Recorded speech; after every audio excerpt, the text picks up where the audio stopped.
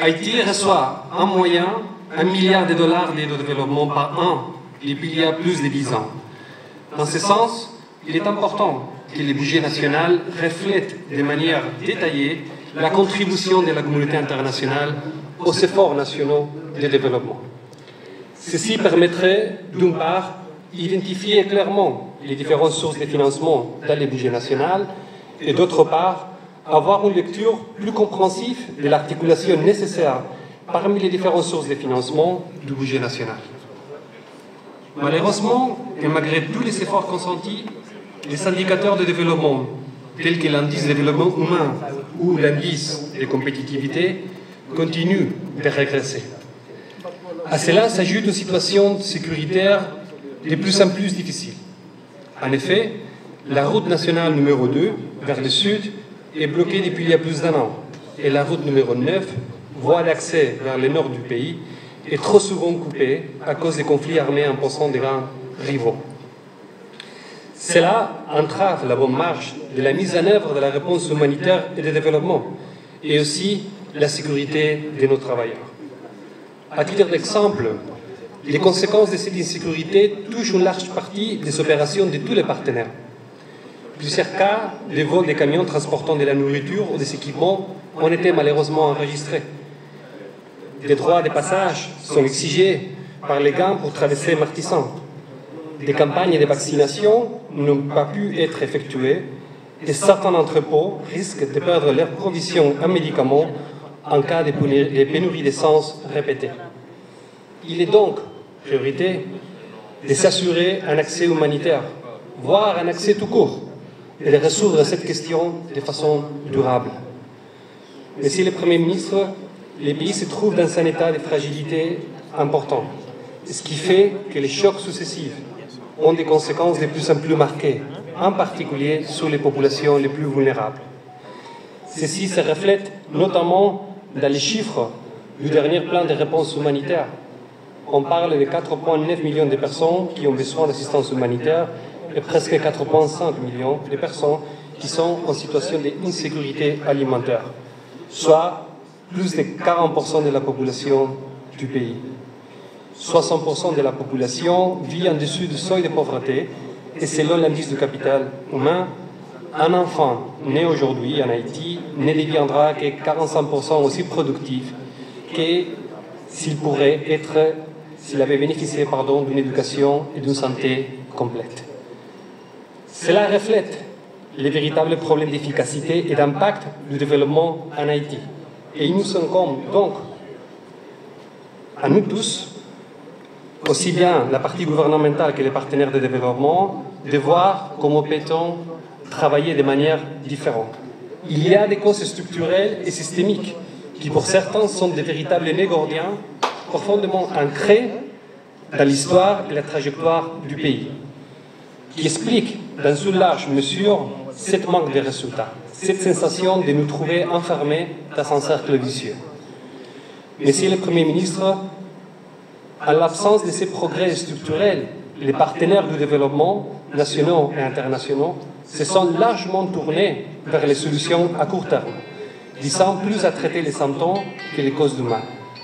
C'est pourquoi, Monsieur le Premier ministre, au sein de la concertation des partenaires au développement, nous avons analysé cette situation et nous nous sommes demandé, dans un sens autocritique, que devons-nous faire différemment pour améliorer notre performance?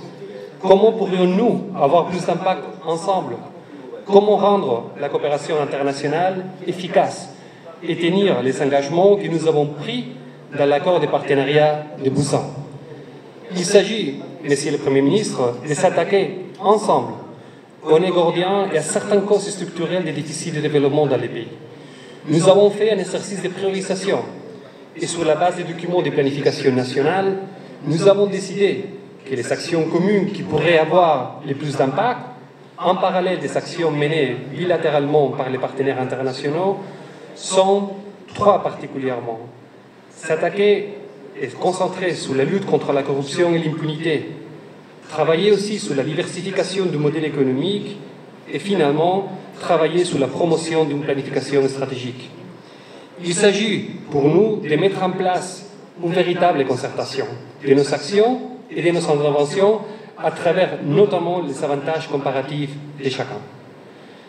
Monsieur le Premier ministre, les partenaires internationaux saluent les choix du gouvernement de s'atteler à quelques thématiques clés aujourd'hui. Mais il y a d'autres sujets qui restent une préoccupation partagée. Si nous sommes réunis aujourd'hui ici, c'est pour discuter ensemble, de façon franche, des solutions qui se présentent à nous sur la base d'un constat partagé des situations de sécurité publique et de sécurité alimentaire. Monsieur le Premier ministre, votre gouvernement nous a montré la voie lors de la réponse au tremblement de terre, survenu le 14 août 2021. Nous souhaitons pour cela saluer les efforts et le leadership du gouvernement qui a été pris et qui ont permis d'apporter une réponse rapide et coordonnée.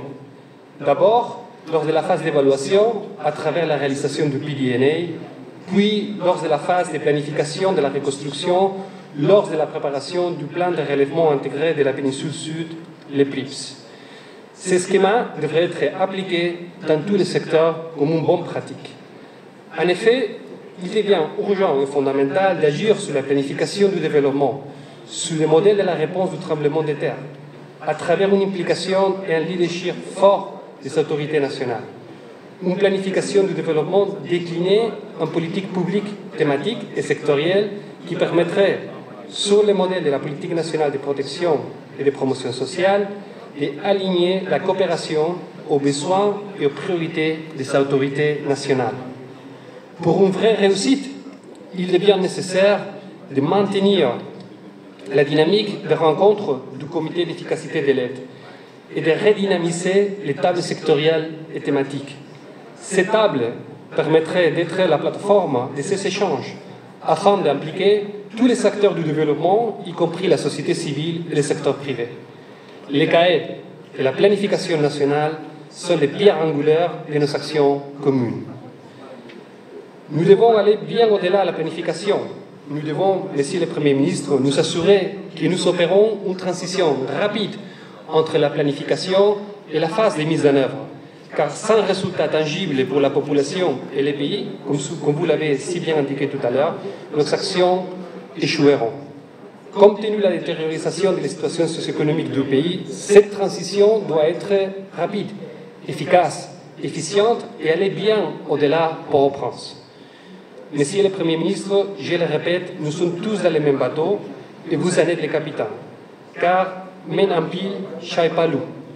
Les partenaires internationaux se tiennent à vos côtés et celles de votre gouvernement pour affronter les défis qui attendent Haïti.